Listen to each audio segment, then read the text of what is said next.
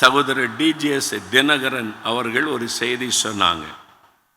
ஒரு நாள் ஒரு குடும்பத்தார் அவங்கள பிரதரை எங்கள் வீட்டுக்கு ஒரு நாள் வரணும் பிரதர், எங்கள் வீட்டில் ஒரு நாள் ஜெபிக்கணும்னு கேட்டுக்கொண்டாங்க.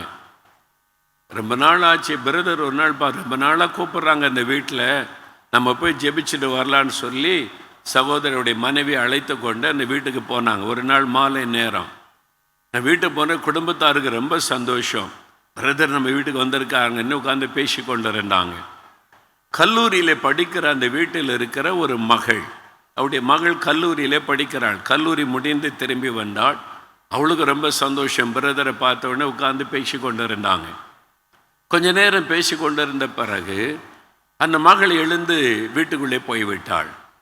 எங்கள் பெற்றோர் தான் பேசி கொண்டு இருந்தாங்க. கொஞ்ச நேரம் ஆனது. பிரதர் சொன்னாங்க, சரி நம்ம ஜெபிக்கலாம், ஜெபிச்சுட்டு நாங்கள் புறப்படுகிறோம், மகளை கூப்பிடுங்கன்னு சொன்னாங்க. அப்போ அந்த தாயார் சொன்னாங்க, என் மகள் இப்பொழுது வரமாட்டாள் பிரதர். நாங்கள் என்ன சொல்கிறீங்க அப்படின்னு. இது அவருடைய ஜெப நேரம். தினந்தோறும் மாலையில் காலேஜிலேருந்து வந்த பிறகு கொஞ்ச நேரம் இளைப்பாறி விட்டு அவள் ஜெபிக்க போனாள். அதன் பிறகு 1 மணி நேரம் 2 மணி நேரம் ஆகும் ஜெபம் முடிந்து வருவதற்கு. இது அவள் ஆண்டவரோடு தனித்திருக்கிற நேரம். யாருக்காகவும் அந்த நேரத்தை அவள் விட்டு கொடுக்க மாட்டாள். பிரதரே வந்திருக்கிறாங்கன்னு உட்கார்ந்துருக்கல, அந்த நேரம் வந்த உடனே ஜெபிக்க போய்விட்டாள்.